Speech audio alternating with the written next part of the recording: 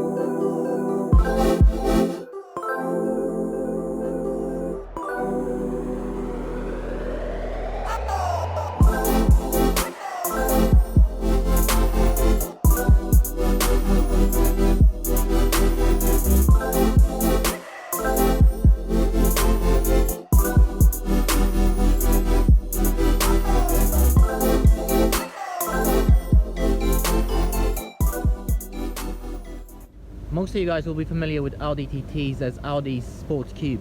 However, in today's video I'm planning to talk to you about some of the minor details that not all of the car enthusiasts out there will know.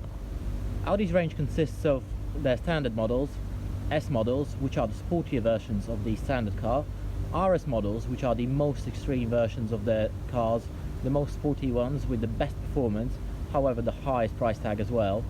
However, on top of that, Audi produced their standard models in S-Line package, as they call it.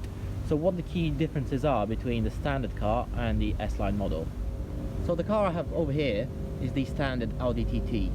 The difference between that and the S-Line model is, firstly, you get slightly wider body skirt, and secondly, the bumpers are different. That doesn't really impact your performance on the road, however the car looks a bit more sporty and a bit more fun. Another reason people like these cars is this little spoiler down here. It doesn't really do much in terms of performance, however makes the car look apart from the rest of them. This feature is also used on some of the Audi sportier versions like R8 and Audi A7. So for those of you guys who are looking for those extra little details on the cars, you might have noticed that some of the Audis come with a little shark fin over here.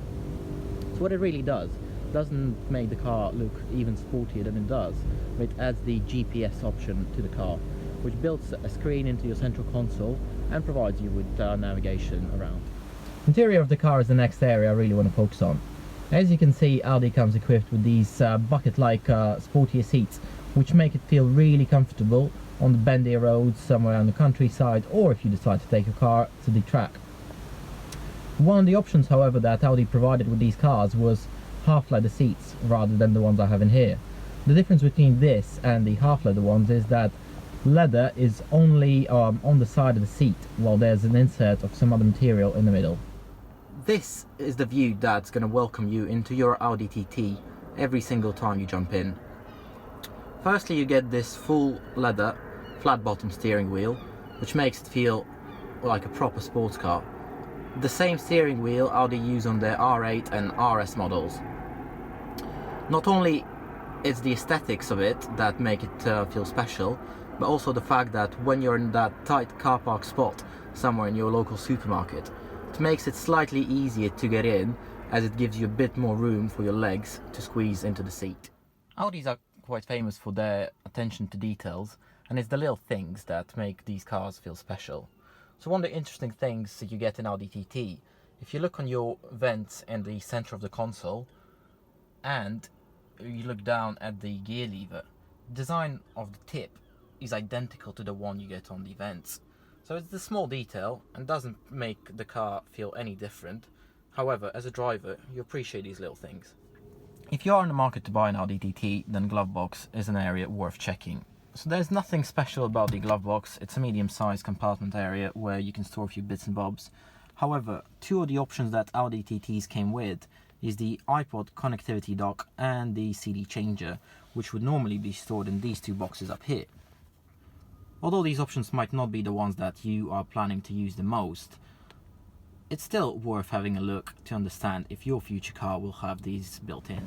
So one of the questions I get asked the most about this car are the rear seats. Can they actually be used to carry people there? And the answer for me, unfortunately, is no. As you can see, I'll try to climb into the car. I have moved the seat forward to the max I could, and it gives me a bit leg room.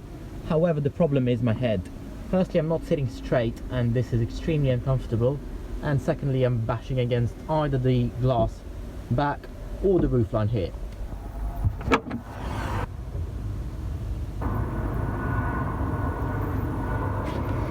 On the other hand, you get a really decent sized boot.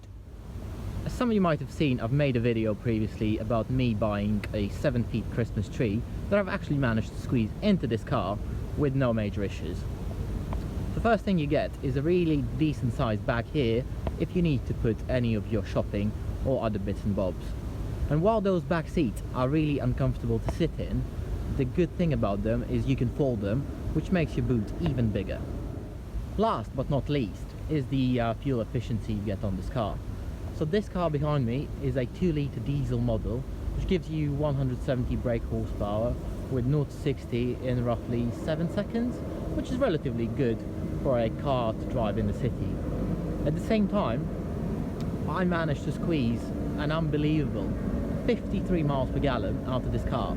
So not only you get the looks and the sporty feel of the car, but it also is really good on your wallet. So guys, this was a review of my 2012 Mk2 Audi TT, which I hope you found useful and informative. If you did, press like and subscribe to the channel, as there's plenty more stuff to come.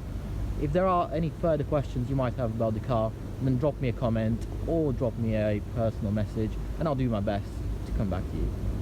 Thanks for tuning in, and goodbye for now.